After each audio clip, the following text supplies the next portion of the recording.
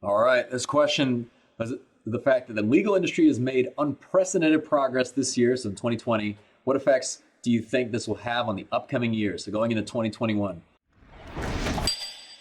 So, to be honest, in a COVID year and this year has definitely been unique, without a doubt. I know very early on we all made the move to virtual and to Zoom and so on, and there are many people predicting the fact that the workforce would change forever, and how everything would be done would change. But really, what's happened is there's been an acceleration of, well, perhaps adaptability and technology within the legal industry. I think that's been great. It's been great for clients and consumers and so on. The move to cloud-based phone systems, e-sign, things like that, video depositions, remote depositions, and so on, I think has made the industry much more efficient just out of sheer necessity, which have all been very, very good things.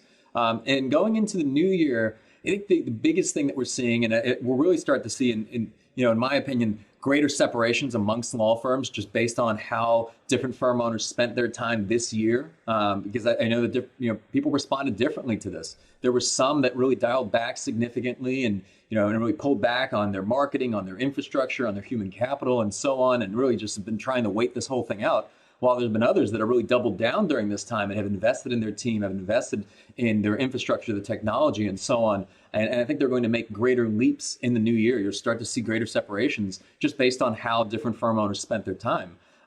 So going into the new year, I think that clearly the business of law has never been more important. Running your practice like a business, having a great leadership team, a strong culture, having great, just accountability and KPIs and metrics within the business is key. We saw this, when people went remote, those that had, really aligned, accountable teams, they felt great. Those that did not have those things, didn't have ways to measure, their performance within the organization and output, they found themselves at a loss and just kind of in the dark, if you will. So those things are no longer just a competitive advantage. I think they're, running the practice like a business is now sheer necessity. So, and we're seeing a lot of other changes within the industry too. I mean, you're starting to see glimpses of certain states that starting to, pass legislature with, to allow non-lawyer firm ownership, and we'll start to see that likely expand throughout the country as well. But that just creates a greater necessity to really run the practice like a business and focusing on, key aspects of leadership and culture and operations and, being able to manage cash flow properly and so on.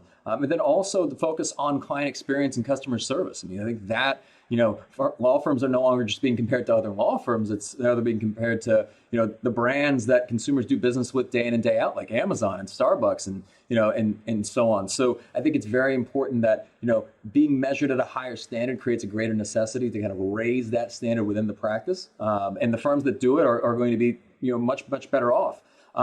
But going into the new year, I don't know that everything will be virtual. I definitely think that we'll see a return to the many in-person engagements. I think it's going to be the year of the hybrid conference, hybrid events. Every in-person event is also going to have a virtual option. I do think that humans want to be back together again and do want to interact, and hopefully we do see that going into the new year, at least at some point in 2021. But the things that's interesting, some things change, some things always stay the same. And I will say this, culture is always the number one thing. Having great people, a strong and aligned team, that can weather any storm. If you had that going into 2020, you were much better off. If you have that going into 2021, you'll be much better off. That's really the biggest thing because, challenges and, various types of adversities are always going to happen. This year it was COVID, next year it'll be something else and, and beyond.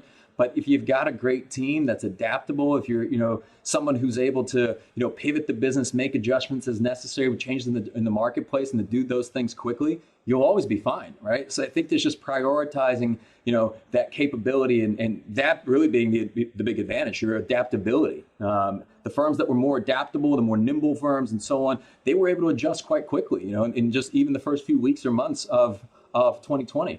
And, as we look into to the future, having that ability and being able to just, pivot quickly is going to be very, very important because technology is going to continue to advance, consumer needs and so on. Those are going to evolve and change over time.